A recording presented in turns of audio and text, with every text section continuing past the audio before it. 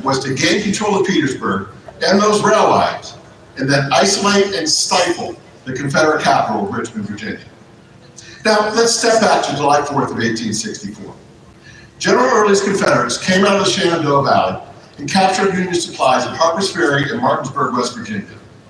Then, 2 days later, Early's forces crossed the Potomac and entered Maryland. On July 9th, at the Battle of Monocacy, Union forces out of Washington, D.C. confronted and slowed Early's advance. This allowed enough time for Grant's Union Army reinforcements to reach Washington, D.C. Now, on July 11th, Early's forces reached the outskirts of Washington, D.C., where they attacked Fort Stevens and skirmished with Grant's Union Army reinforcements for 2 days. When they were unable to make any headway, Early's forces retreated. And then on July 25th of 1864, Early's Confederates occupied Martinsburg, West Virginia. In the days following the occupation of Martinsburg, General Early reflected on the damage being wrought by Union Army forces in the Shenandoah Valley and considered his next action.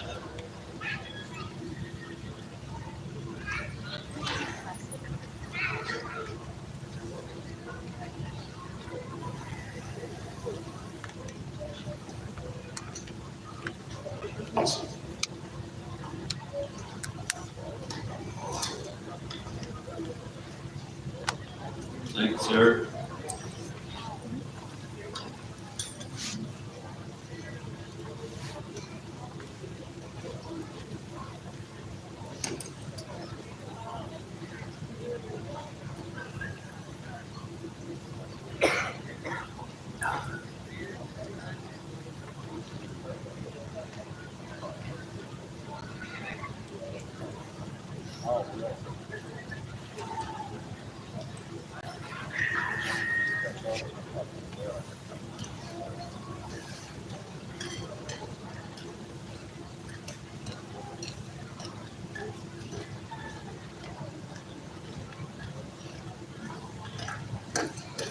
What are you doing here?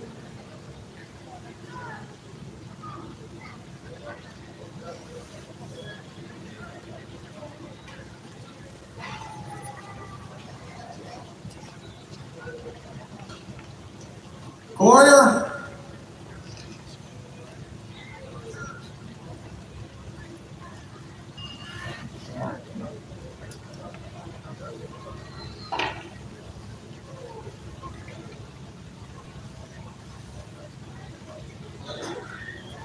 Take this message to General McCausland.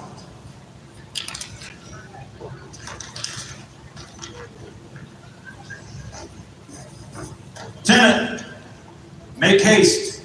That message must reach General McCausland safely.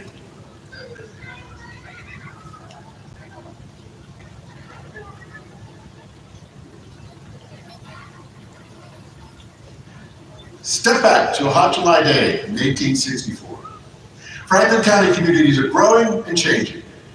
The population of Franklin County is about 45,000. Farming is still the mainstay, and acre after acre of farmland is spread across the Mason-Dixon line into the great Appalachian Valley. We are in the midst of the Great Civil War, and Franklin County has seen its share of it. Union soldiers trained here. The Cumberland Valley Railroad passes through carrying supplies on its way to the Susquehanna Valley. Jeb Stuart raided Franklin County in 1862, relieving it of horses and food and clothing. Then there was the Great Invasion of 1863 in Pennsylvania. 75,000 Confederate troops camped across Franklin County. They flew their rebel flags high over Waynesboro and Chambersburg as they made their way to the Battle of Gettysburg and their retreat through the Monterey Pass. But at no time was Franklin County and its people ever closer to war than on July 30th, 1864. Mr. Hoke, look over there at the Franklin Hotel. I think I see Confederates over there. I wonder what they could be doing. Jacob, they can't be up to any good thing. Yeah, let's go here. You know, it is another hot day in Chambersburg, We have had so many of them this July. Well, it's near the end of the month, the 30th of July already. But I expect that we will have a blazing hot August as well. Just look at the sun beating down on the roof of the county courthouse. It could be just another Saturday in Chambersburg, except for whatever those rebels are doing over there. But Jacob, I hope they enjoy their breakfast over there at the Franklin Hotel. I bet you they paid me script. You know, last time they come through here, they took all of our chickens. And what did they give us? Nothing but this worthless script.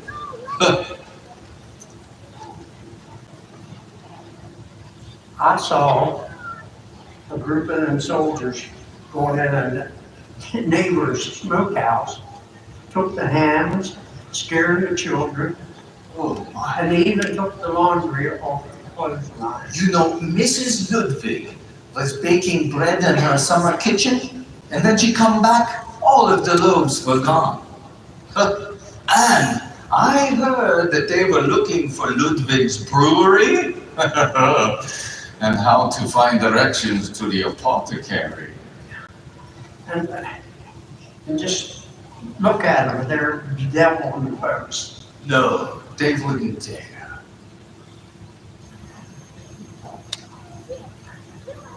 What? Look at all these fine people in Chambersburg out here. Oh, yeah.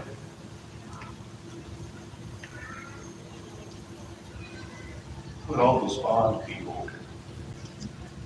You saw. Come here. Come here. What a nice looking hat you have on there. It's also a pair of nice sturdy shoes. You got what size are they? Mine take them off because my men can use them. While you're at it, give me your spectacles because I lost mine doing a fight with Frederick, Maryland. You're not taking my hat, my shoes, or my spectacles. We shall see what I take when we leave this pavement. That's a coward. Billy Boy. Look at all these fine Yankee ladies here. Go back. For a bunch of Yankee ladies, they sure are pretty. Absolutely. Give me your hand. Leave me alone, please. Look her. Yes, sir. Report the crew, critters. Yes, sir. Orders. You are a very brave young lady to Yes, stand up for you are, yourself. ma'am. Sit Yes, you close. are. Yo, is that thunder I hear in the distance? Maybe we will have some relief from all this heat. Nein, Jakob, I think that may be artillery. Das was definitely a cannon.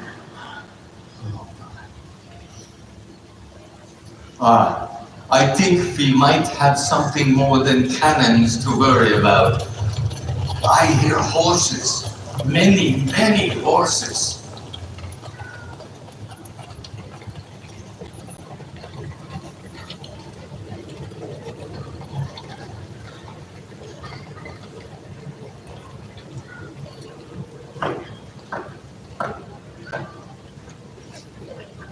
Citizens of Chambersburg! Citizens of Chambersburg! Gather around now! Gather around! Get your friends, your family, your loved ones, gather up! General John McCausland demands your attention.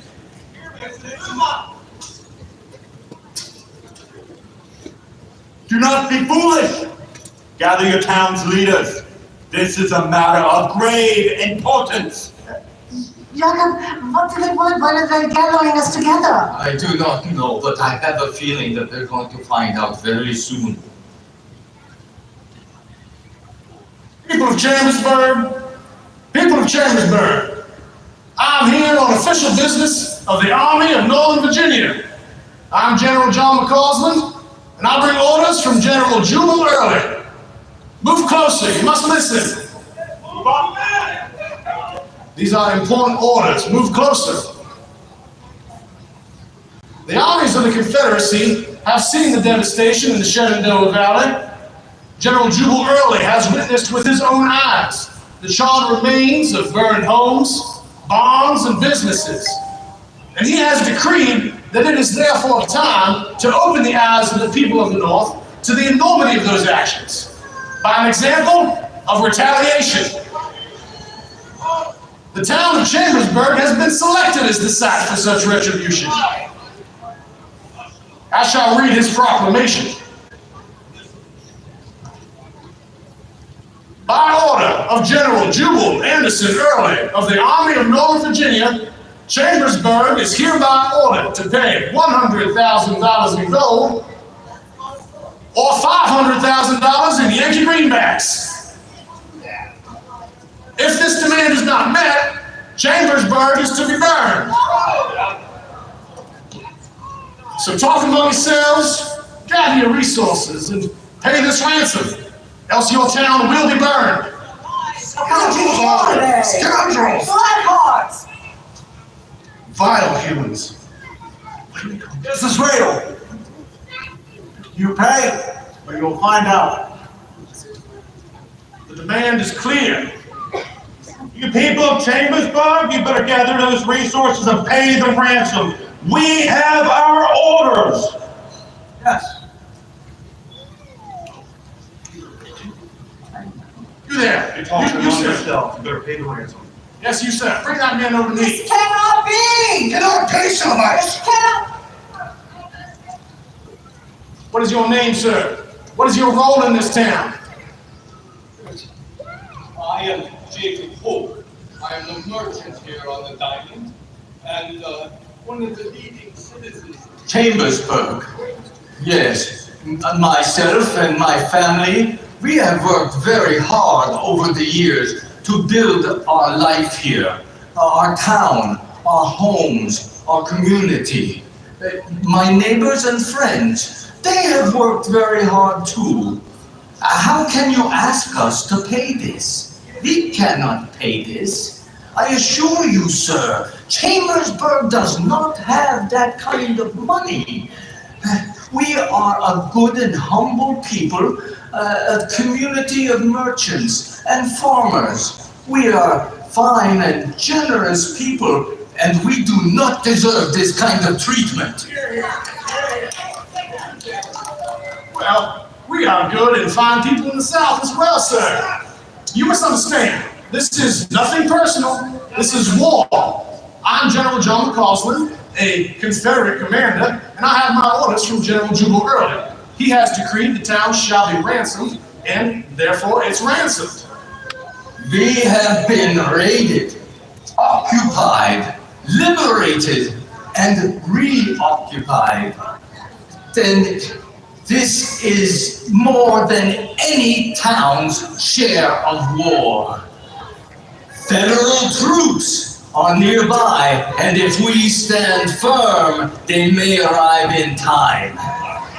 We have met our struggles in the past, and we will continue to do so today. You folks had better think of gathering your resources and paying this ransom, instead of waiting on your precious federal reinforcements to ride in and save you. If I could have my commander step forward, please. Ben? Colonel Peters. Yes, sir. Are the rest of our forces on the Western Heights, and what are the status of the other roads in the town? Pickets have been placed on all approaches to the town. Scouts report Yankee cavalry about 10 miles south in Greencastle. It's Abel, I believe, a force equal to our own, but he's not moving. He's not yet. Averill. We have lived Averill before, haven't we? I have no doubt we can do it again. But I do not wish to fight him here. These people may think we are attacking devils, but I will spare them the hells of war if I can. He may not wish to fight us here, sir. He may be looking to actually ambush us on our way back into the Potomac, hoping we take the same route that Stuart did in '62.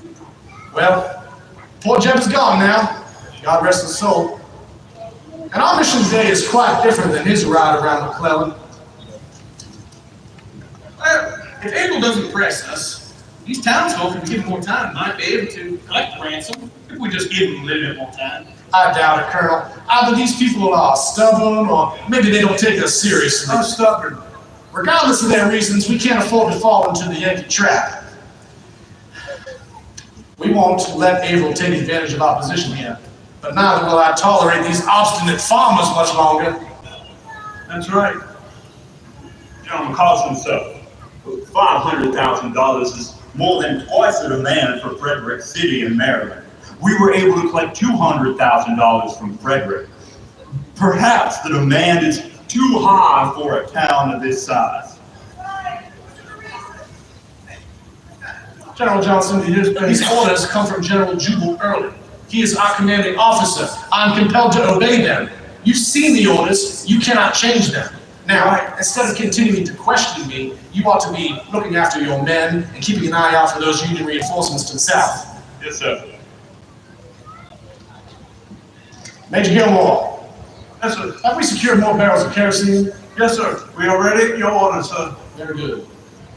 I must speak to General McCausland again. General McCausland, you have confiscated more items, medical supplies, clothing, and more. We cannot give you these supplies, I assure you.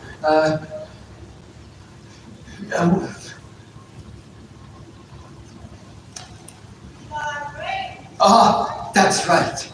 I tell you what, if they just volunteered to give us some grain, some silage, and some hay in return for sparing Chambersburg. And what use do we have for grain, silage, and hay, sir? I think you should open up your pockets, your ladies' purses over there, your bank vaults, find whatever it is you claim you do not have, and pay the ransom before your town is reduced to a pile of ashes. General, let us reason with one another. You spoke of the devastation in the Shenandoah Valley. Maybe some of your family and your friends. Why would you wish to perpetuate such a result on the helpless people of Chambersburg? We have seen destruction, that is true. Destruction is being brought by the same armies you're hoping will ride in and rescue you here today. Those same armies, Mr. Hoke, have been very busy burning women and children out of their homes throughout the Shenandoah Valley. What kind of men are you? What rules or laws of war permit you to perpetuate such an atrocity on people who cannot defend themselves? You ask what kind of men we are, sir? My ranks, they are composed of merchants, shopkeepers, carpenters, ordinary people swept up in extraordinary circumstances. I suspect they're not so different than the kind of people that can be found here in Chambersburg. As for my part, I was a professor at the Virginia Military Institute before this war began. It was my cadets who guarded your own John Brown after his failed insurrection at Harper's Ferry. So you ask what kind of men we are? Let me tell you. We are the men Virginia relies upon to stand firm and to beat back the invading waves of enemies that have rolled down out of Pennsylvania and the other northern states to do nothing but wage a relentless war of aggression against their own brethren below the Mason-Dixon. No, you are the ones who started this war, and I am afraid that nothing you can do can repair that. Not only that, but I think nothing good can come of this thing that you are trying to do now.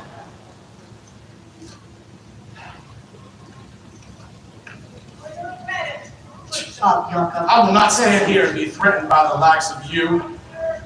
Time is short. I will not negotiate for the spoils of war. Pay the ransom. There are women and children and grandparents.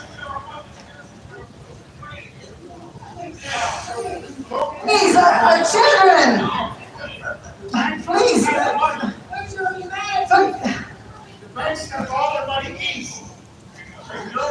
Stop! That's the kerosene! What are you doing? Men, I can see now the ransom will not be paid. We have no choice but to carry out General Early's orders. Therefore, we will stop the burning right here at the courthouse. Move those kerosene barrels into position. We have worked long and hard to build our town. This makes no sense. Yes, our community is full of children, and where are we to go? Where are we to live? Please spare us! Move it up here. This is not right. We did not do These this. orders ought to be executed quickly.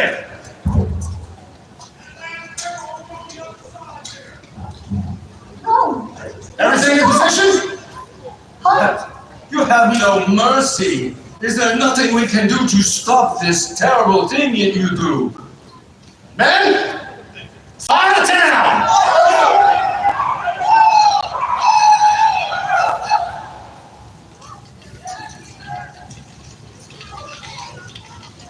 A little bit more kerosene.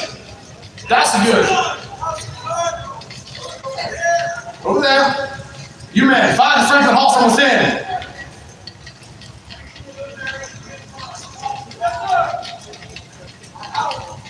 How can you continue this atrocity? You are a godly man. I beg you to stop this terrible thing. If you are a godly man, then you ought to know that your town's fate is in God's hands. By your refusal to pay, you have sealed your fate. Your General David Hunter began this destruction down in Virginia. Southern families were burned out of their homes too down there.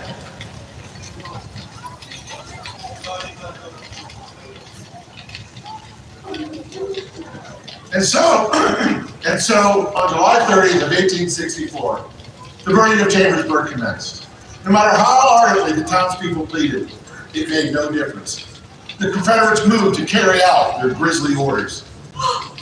Look there. That squad of men is smashing through the front door of the Franklin Hotel. They're smashing its own tables and chairs to light it afire. They're not letting anyone save anything. Not even their dearest possessions.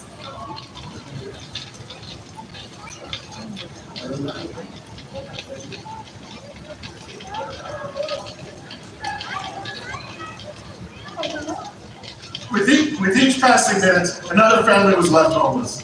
As if the blazing heat of July was not enough, the young, the old, and the sick were left without a home to shield them. The entire heart of the town is ablaze.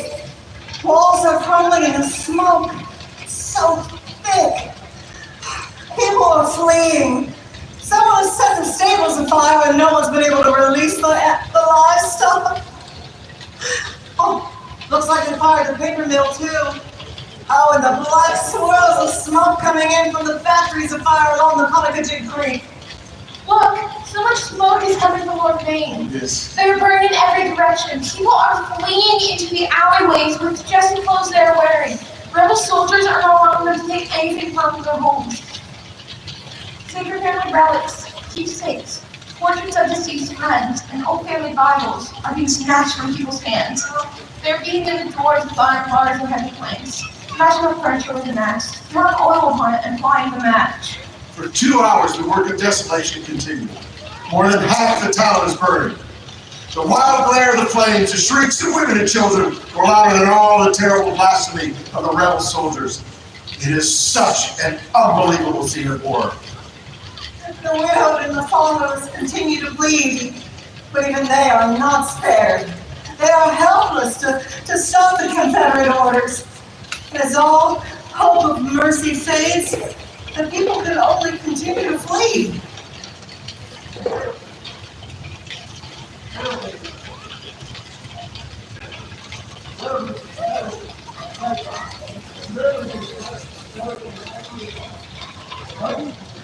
Be true. Appropriating money, jewelry, watches, and any other valuables. Oftentimes putting a pistol to the head of the home's occupants and demanding money or their lives. In some instances, the townspeople offer bribes, and even when the bribes were accepted, the homes were burned anyway.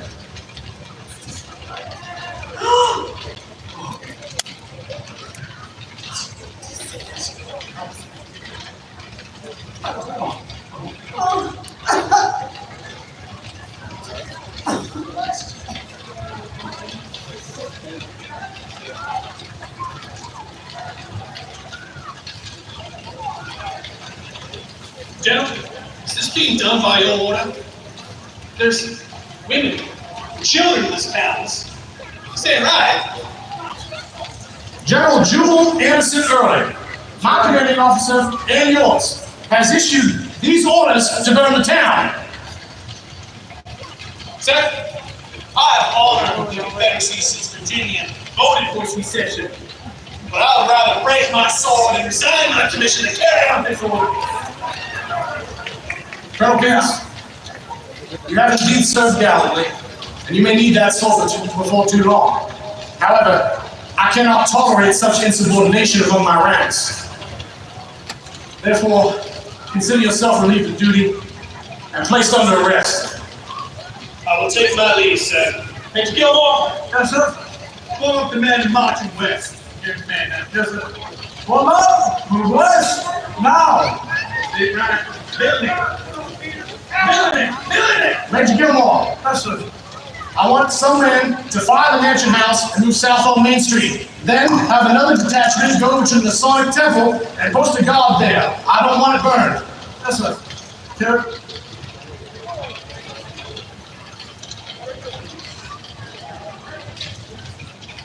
Soon, not a building 2 blocks north, east, south, or west of the diamond will be left standing.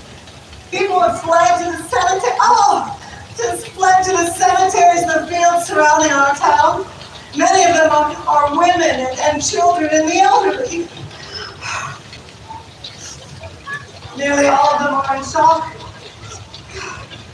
For miles around, the Franklin inhabitants fled. They knew not whither. Some continued in their flight until they collapsed to the ground with the top. Pocketbooks and watches were taken. Bundles, shawls, and valises were snatched out of the hands of women and children's hands, only to be thrown to the ground.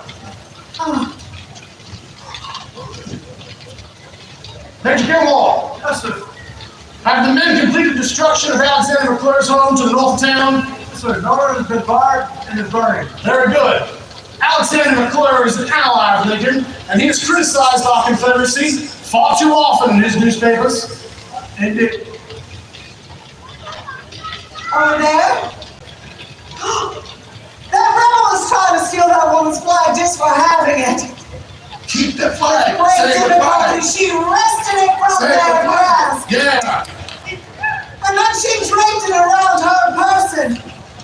She proudly walked past her burning home in a furious upbeat. She was determined that flag would be her shroud. This mother and her children were just ordered from their home as their furniture was broken into pieces and doused with kerosene. Dismayed citizens looked upon the destruction of their lifelong labor and industry. Many had fled to the cemeteries, and there, surrounded by death, one little life was added to the wretched throng. You see, a young woman who had been expecting gave birth right there in the cemetery to her firstborn child.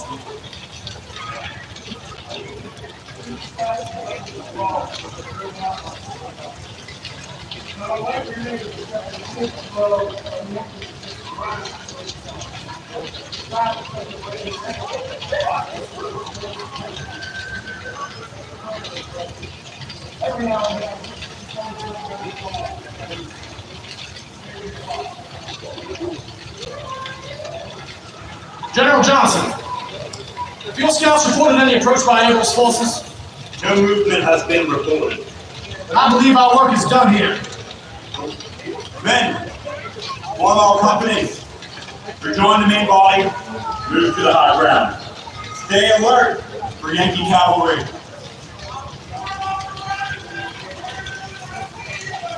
Has your glorious cause been well served by this senseless destruction of Chambersburg? Sir, I find no glory in this devilish business. It's a damn shame it's come to this. I may be damned along with it. One of the outlets of Chambersburg renamed the courthouse, bank, town hall, German freight establishment, every store and hotel in the town, and every mill and factory in this side of town, and 2 churches are blazing. Between 300 and 400 homes are burning, and at least 2,500 people are without home or heart. 3/4 of our town is destroyed.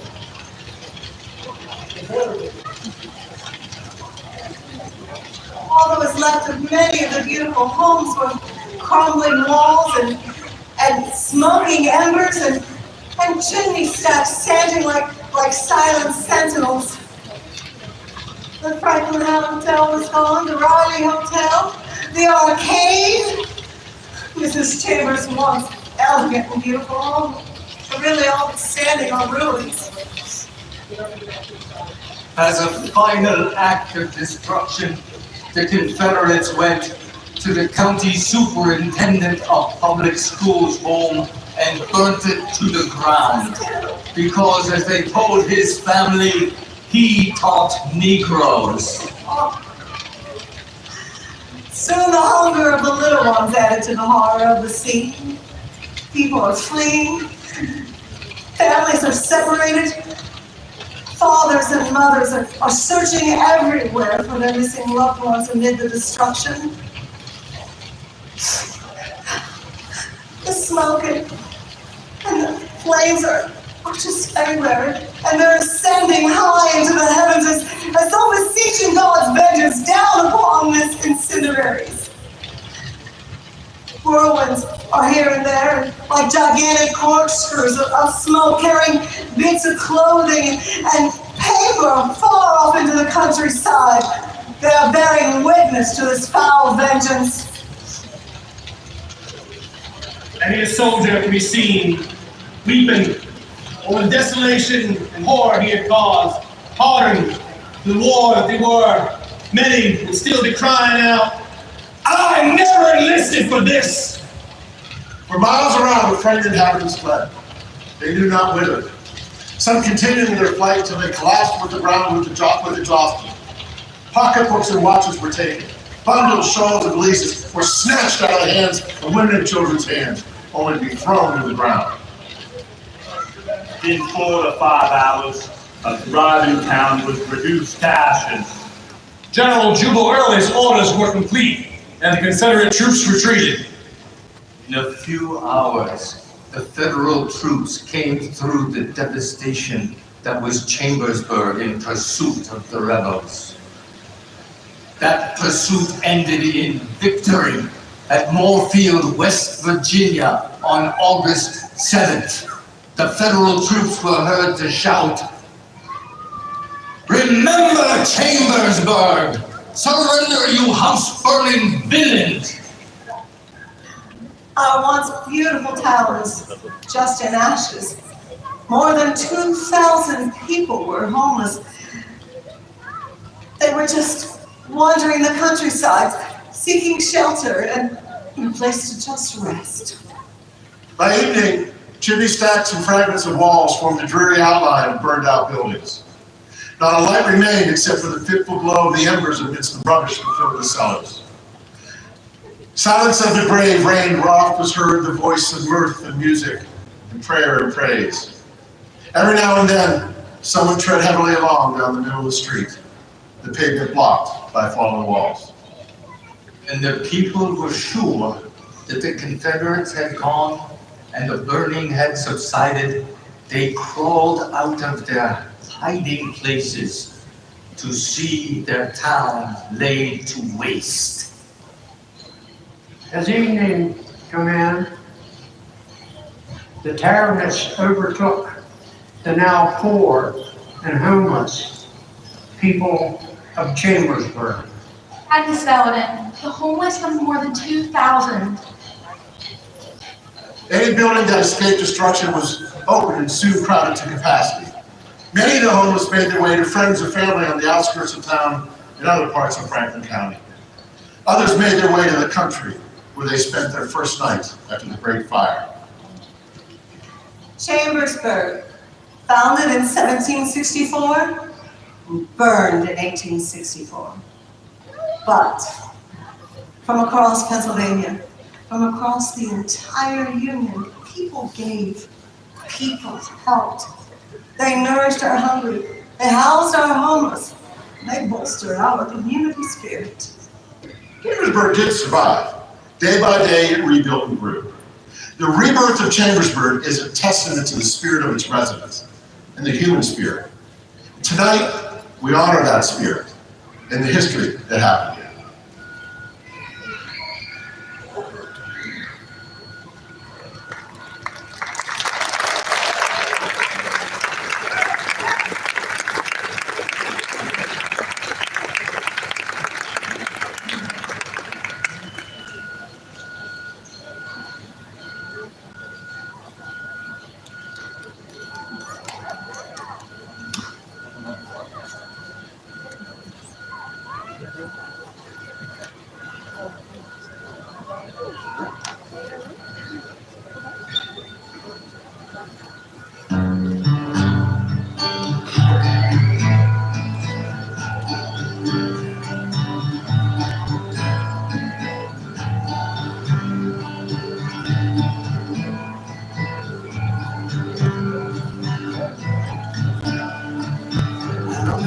times have you said goodbye? Close your eyes and turn and cry. How many times have you had to say, I'm sorry to leave, but I'll be back someday? Was it many or was it a few? Does it matter, man, it happened to you? Why didn't walk a mile in your shoes? I don't have to see through those dress blues. Let me thank you and raise one tonight. We'll fly out colors, the red, blue, and white. American soldiers, her sons and daughters. Here's to our heroes forged in American valor. American valor. It's not time have you marched in without question through hell you've been. Was it many or was it a few? Does it matter, man, it happened to you? Why didn't walk a mile in your shoes? I don't have to see through those dress blues. Let me thank you and raise one tonight. We'll fly our colors, the red, blue, and white. American soldiers, their sons and daughters. Here's to our heroes forged in American valor. American valor. It's not something you just get. The price is high and full of regrets. Freedom's on me, man, it ain't free. They can't fall for you and me.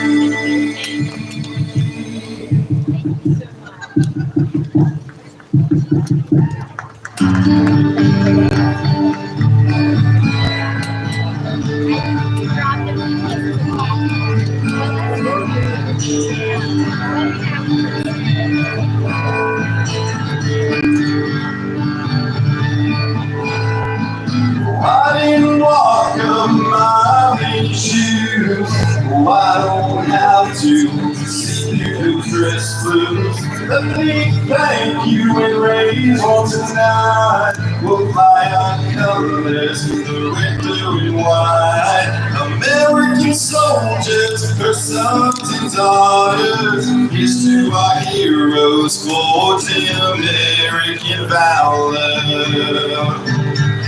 American valor. American valor.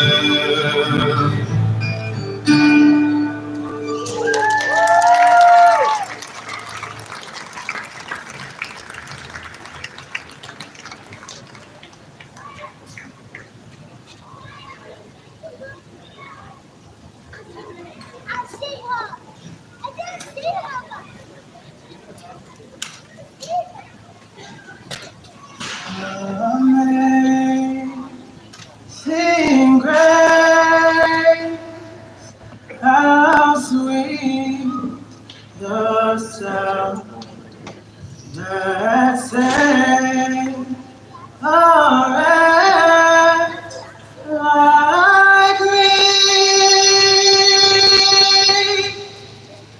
I once was lost, but now am found. Was blind, but now I see. 'Twas grace that taught my heart to feel, and grace my tears relieved. How precious did that grace appear the hour I first believed.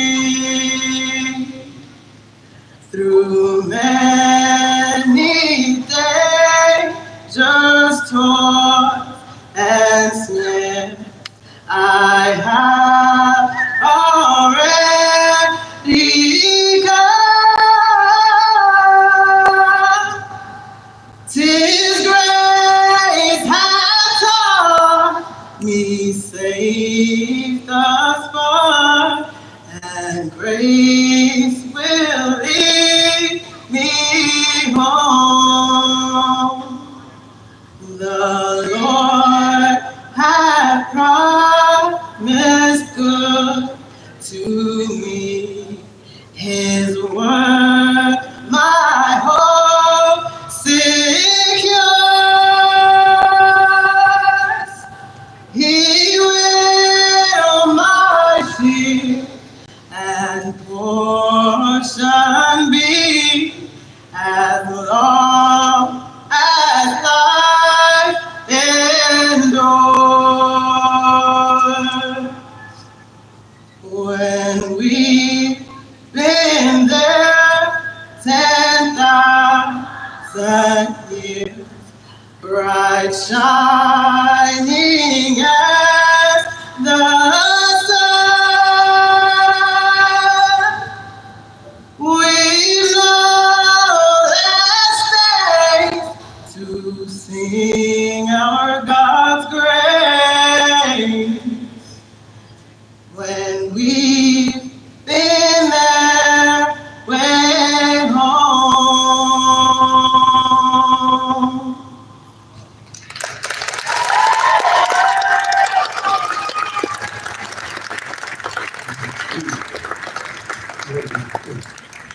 Take this.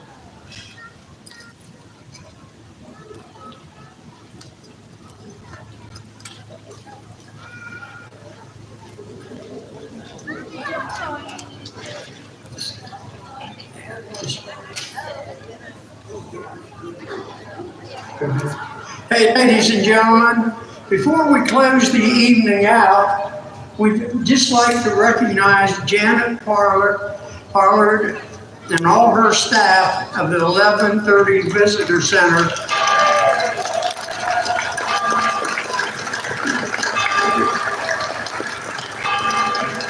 You realize that we're already thinking about next year, and I don't want to forget all the actors and all the crew that took their time to learn the lines and rehearse and be here tonight to put on this wonderful show. Give them a round of applause.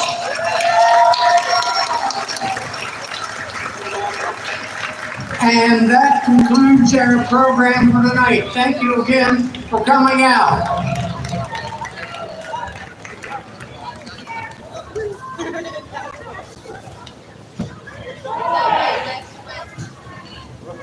Alors, elle a aussi spot.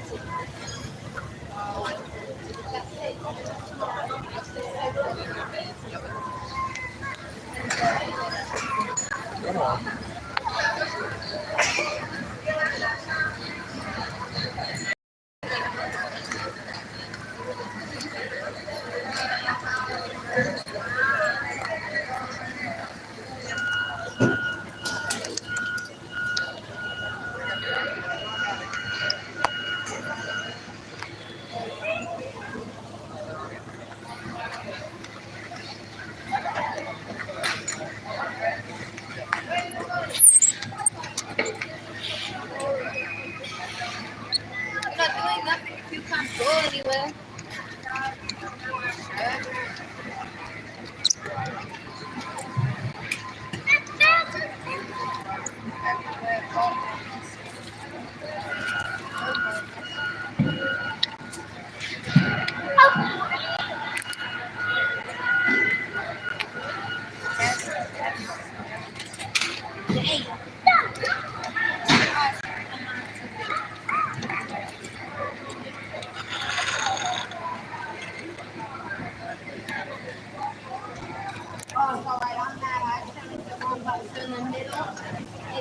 But then I got it up all set before I started singing again.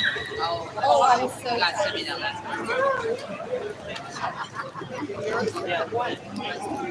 Yeah, of course, yeah, you take care.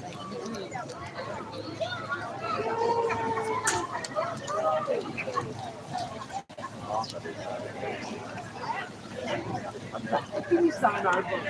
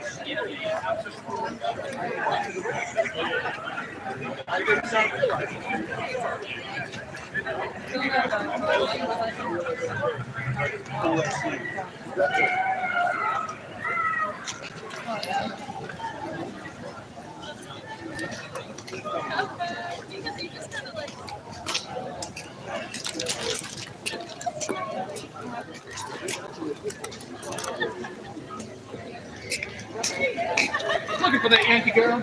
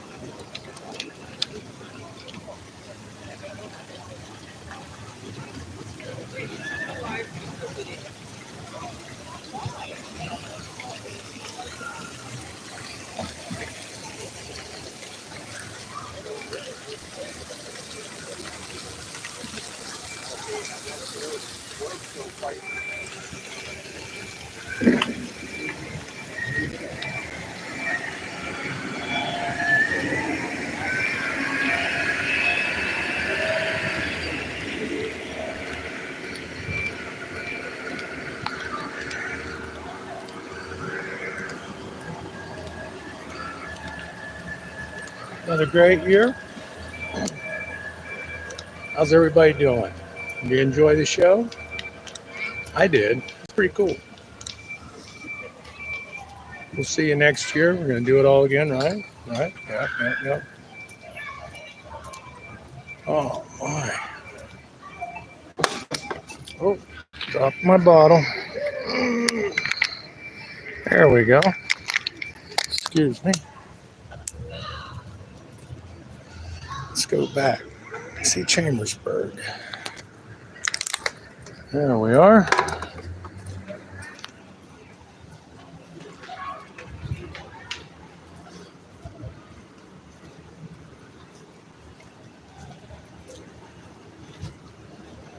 Tell you, there's a lot of people.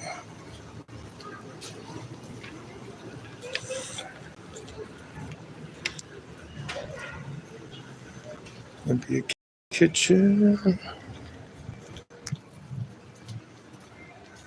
All right. Have a good evening. Subscribe if you haven't subscribed. Thank you for watching. Have a great evening, and we'll see you soon.